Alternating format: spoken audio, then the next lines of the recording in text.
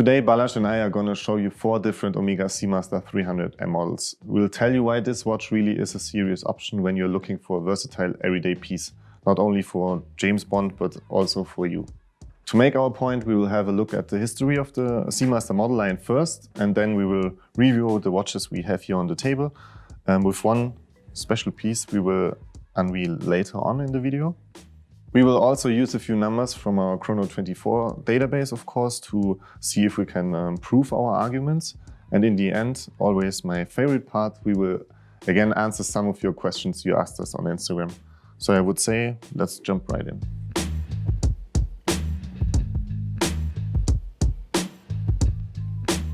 Let's start with the history of the Seamaster model line. The Seamaster was the first line, Omega, or the first watch that Omega made a line.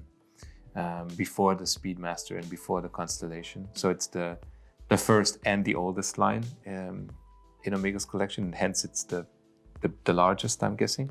And the first Seamaster was introduced in 1948 already, so it's a very, very old line. And as you know, the Speedmaster, the Railmaster, and the Seamaster 300 were all introduced in 57, but by that time the Seamaster was already an established line. Well, the Seamaster, I think at the time was, those were watches that had water resistancy, and obviously they were not tool watches because in the 40s there weren't many dive watches. That was not really a necessity, so to speak, at the time to have a bezel and to have obviously a helium escape valve and all that stuff. But bracelets. For sure, but those were watches that had good water resistance, or actually just water resistance in general. But then that's a long step from 1948 until this one. I mean, we had 57 where they introduced the 300. The 300, which is also a dive watch. That was a dive watch that already had a bezel, a bakelite bezel, and that was already very similar to in a way, these models, because of the bezel, because of the dark dial, and so on and so forth. Obviously, you cannot compare the two, but we're talking 50s, and we're talking 2010s or 2018.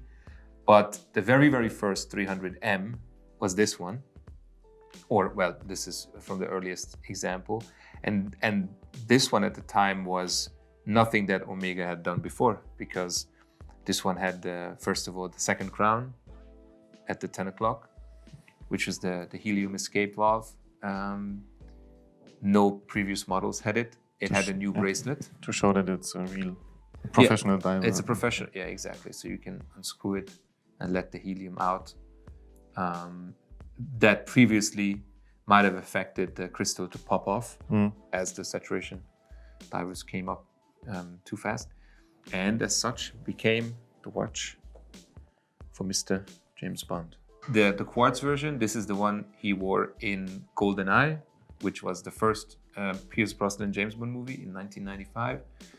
And this is also one of the very first Seamaster 300M references. It also has obviously a pretty new look, new dial layout and kind of bezel with the blue bezel. Brand new bracelet with many, many links. So you have 3 major links and then 2 smaller links. And on the 2 small links, you also have decorative brushed and polished surfaces. So I don't even know how many pieces are there altogether.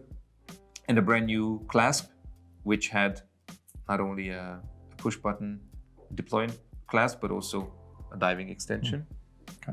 So you could wear it over your diving suit. When I'm wearing it over my diving shirt. Like a style icon. Like a style icon, yeah. Mr. Agnelli. Mr. Agnelli. He was also wearing a Seamaster.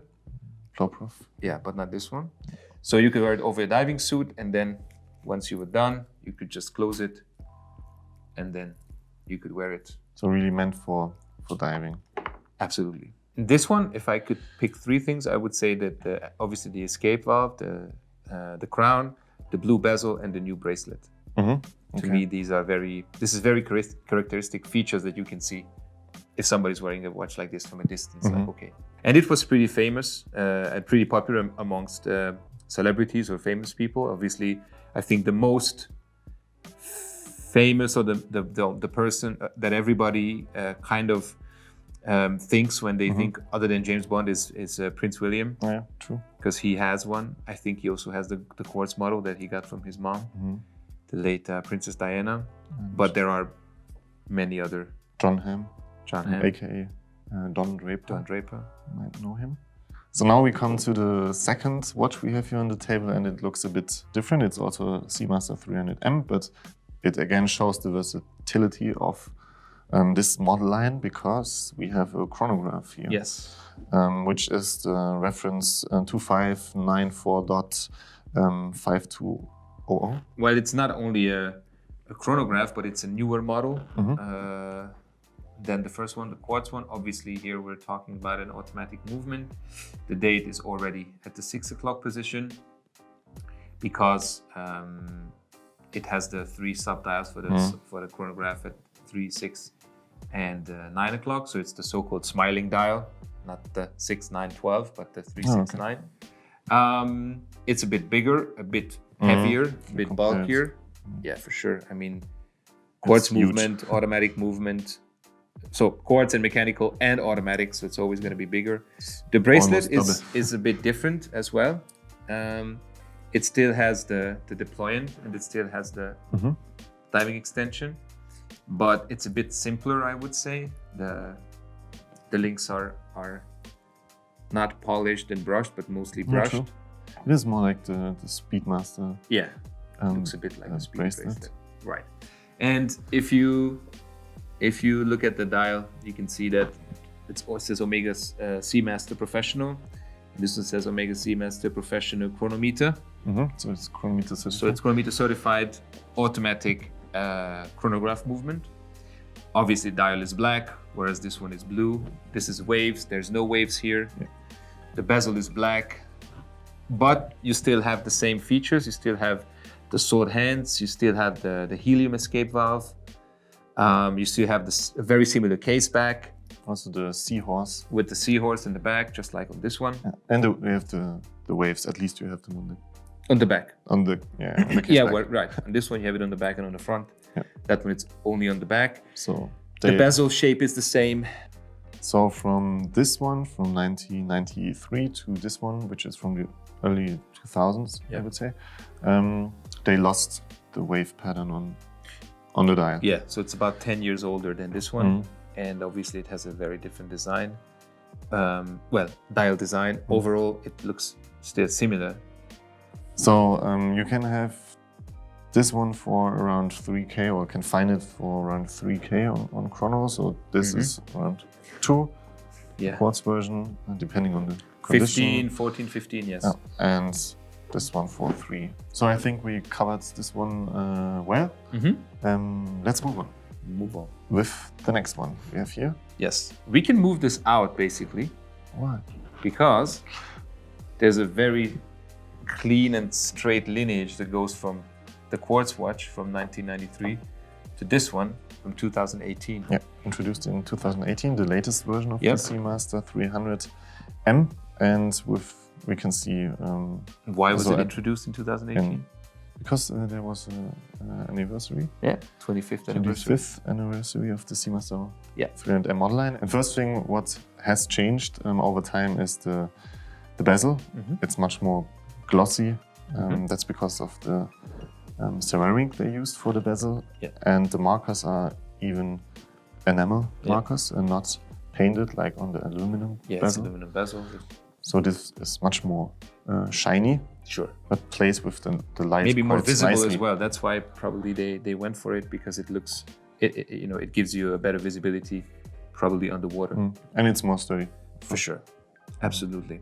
But then the basic features are the same, right? Helium escape valve here, just like here. Shape of the bezel, shape of the hands are very, very close to the original. The dots on the indexes are very, very close to the original.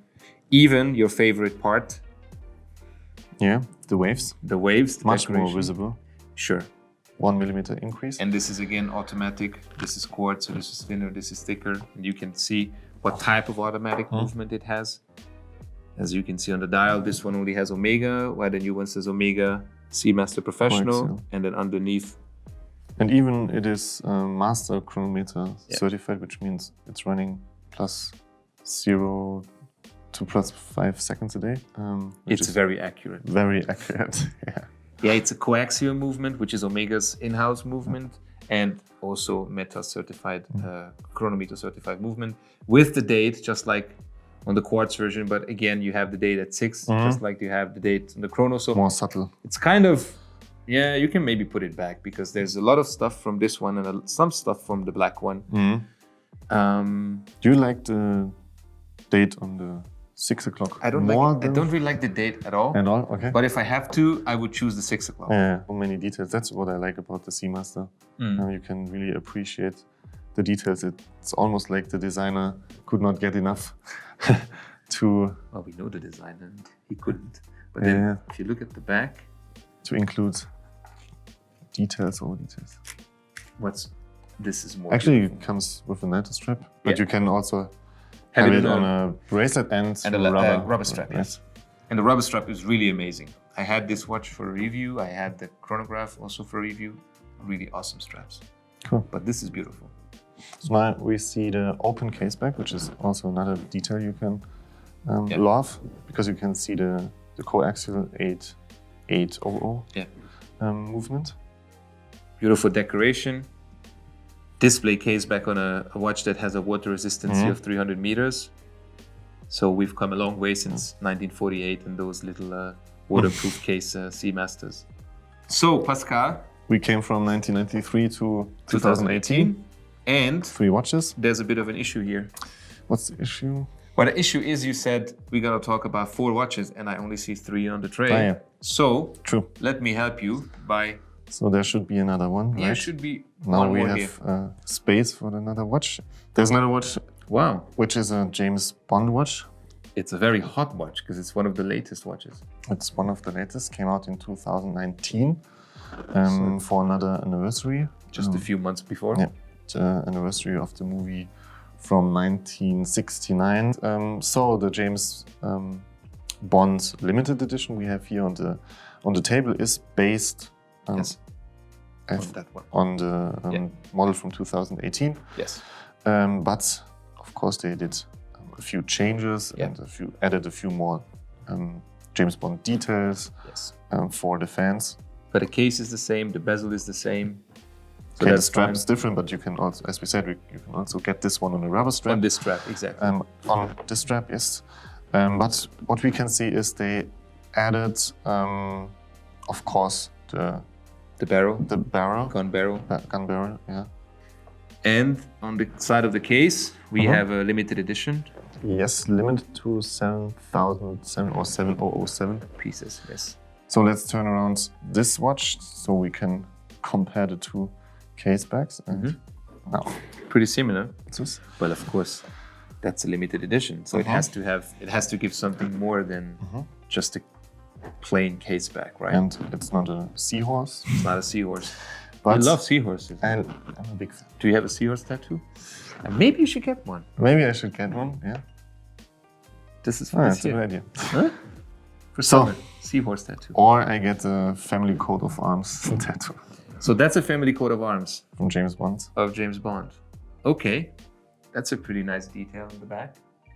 You still have the same movement, the 8800, same decoration. Basically, you can see here that there's a text around the case back telling you the water resistancy and what else? Telling you that it's a diver 300 meters. Same as here, diver 300 meters, water resistancy, but it also says limited edition.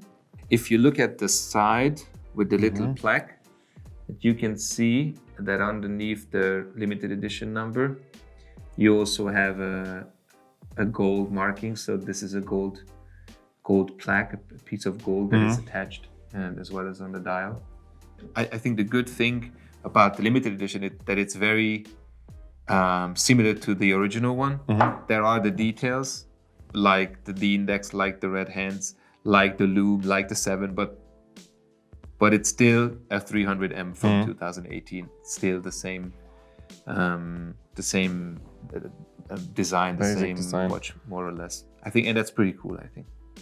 And would you prefer to get a watch that is a limited edition for James Bond or for a certain movie, or would you prefer this serial production standard watch that is not a limited edition but was worn? Yeah, I would go with the standard. Okay. I'm not that much of a fanboy of any movie, not just James Bond. I like this one. I like this. I like the James Bond limited edition too, but it's just not my thing. But I know there are a lot of people out there who enjoy that. It's something special, and it is something special. This is, as we said, around 4.5K US dollars, and this goes for 7,000-8,000. So I think it's a big difference. Big step. Yeah, it's a big step. Yep. So we talked about James Bond. I think we talked about every model in detail. Kind of went from 1993 all the way until 2019. Yes. But I guess it's maybe now time to summarize what we have talked about. And I think you have some points that you collected regarding the watches and the watches in general, the SEAMASTER 300m. Yeah. If you want to share those points with us, maybe. Yeah, in the beginning we said that we think that the Omega Seamaster 300m is more than just a James Bond watch, so to say, that it's a watch which you should consider when looking for an everyday piece or a daily wearer, daily beater. I think we both agree that the design is very unique and you can easily recognize it when someone is wearing this watch, and it looks not similar to another watch. That's why it's a good fit also to James Bond, because he sometimes has to jump into the water. He is attending or sneaking around at dinner parties at night, and he needs a robust and sturdy watch. Like a versatile watch. And also a man with active lifestyle, I think. You can wear it with a shirt. I would not wear it with a suit, maybe. For me, it's... I mean, he wore one with a suit. SK Worth is a killer for the suit occasion. I wouldn't. But with a shirt, it's fine. Yeah. So for many, it's really the one watch. Yeah. And it comes with a very reasonable price. I would say if you compare it to other watches, it offers more in terms of technique and comes for a better price. I mean, it's an Omega, so obviously the price range or the name will tell you pretty much what the price range will be. But within that price range, I think it's a great price, and especially if you consider, as you said, what you're getting for your price in terms of the movement, in terms of the design, in terms of the materials, the history, and so on and so forth. So we summarized the watch. I think we talked about pretty much everything. I had a look into our Chrono24 database again, and I found out that under the top 5 brands within the diver watch category, Omega is on the second place. We know who's on the first place. Yes, Rolex, of course. And third is Tudor, then Panerai, and then Seiko. So that's probably not too much of a surprise for you and also for you. But the Seamaster is actually the second most sold diver watch within the category. Okay. And on first place is, of course, something else. The Sub. If we go a step further and check the stats within the Seamaster line, you have the 300M on first place and then the Planet Ocean. But the Seamaster line, or the Seamaster 300M, is almost double the sales numbers of the Planet Ocean. So it's a popular watch. It's a popular watch, and I think that proves our argument or point of view that it should be on everybody's radar when it comes to divers and also everyday watches. So now comes the next part of our video, which are the user questions. Your favorite? My favorite, yeah, probably. And I collected a few questions. So let's start with the first question, which is from Ben Skelton. It's the first one. Do you think there's any chance they release a 39mm version? To be honest, I don't necessarily see it happening.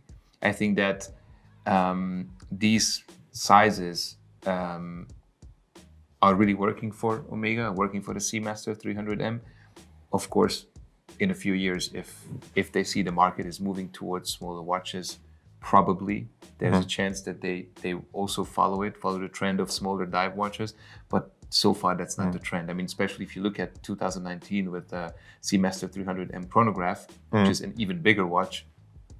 I don't think they will release a 36mm version. And of course, you have the 41, the 42, and you have the 36 from the older models.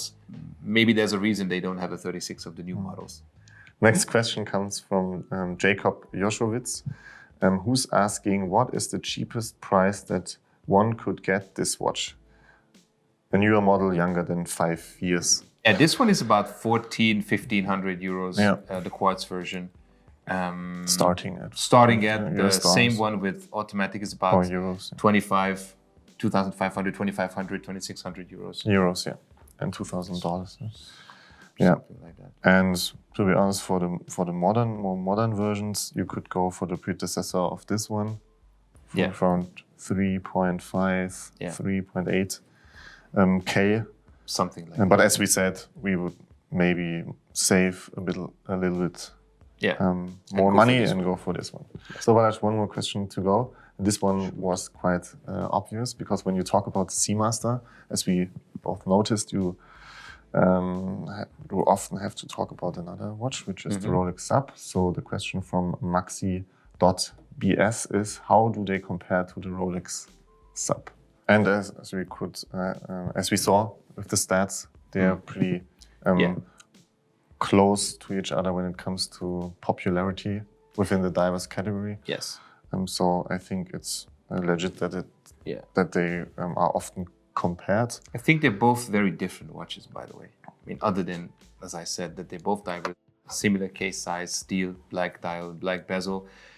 On the SEAMASTER 300m, I believe there's much more going on with the case, with the escape valve, with more the dial. Playful, maybe. Yeah. With more modern. The bracelet as well. The Sub is a great watch, but it's a Sub which is kind Very of consistent. simple, kind of consistent since so many years. That makes it so successful. Yeah. But also not to forget that the price of a Sub is twice the price of this one. And that's a Rolex, that's an Omega. It's like comparing apples and oranges, right?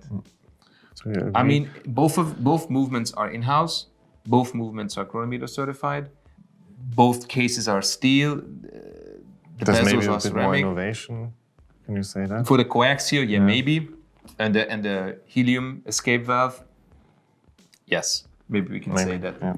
It's a bigger, or it's a better bang for the buck than the Rolex So Submariner. if you have a Rolex, for example, you can have a SEAMASTER as well. It's not either or. Yeah, sure. But then if you have a Rolex as a dive watch, as a steel sports watch, you will never pick up the SEAMASTER. And you might, but I think most of the people won't. I mean, you have a Sub. Have you ever thought about getting a SEAMASTER 300m? No, not really, because I wanted the Sub. Yeah. Exactly. That's the answer to the question. This was the last question of today. Thanks, Balázs. Thank you. I guess we found many points to prove the SEAMASTER 300m deserves its attention. For sure. Not only in connection to James Bond, but in general as a great everyday watch. Yep. I think we agree on that. For sure. But my question would be, what are your feelings towards the SEAMASTER 300m as a daily beta? Is it on your list or is it not, and why? Happy to chat with you in the comments as always. And thanks for watching this episode. Don't forget to subscribe to our channel to see all our videos and enjoy your watches. Goodbye. Bye-bye.